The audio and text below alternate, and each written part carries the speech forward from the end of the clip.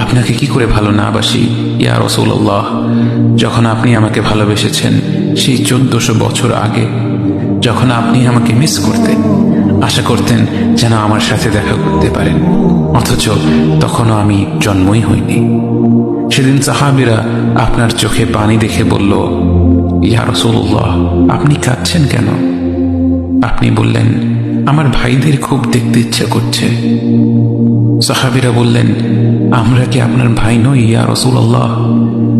আপনি বললেন, না, তোমরা আমার সাহাবী। আমার ভাই হলো তারা যারা আমার পরে আসবে এবং আমাকে কখনো না দেখেও তারা আমাকে বিশ্বাস করবে। মৃত্যু শয্যায় শুয়ে আপনার অন্তরে এই চিন্তা ছিল যে আমাদের পরিণতি কি হবে। উম্মতি উম্মতি বলতে বলতে আপনি আপনার রবের নিকট ফিরে গিয়েছেন।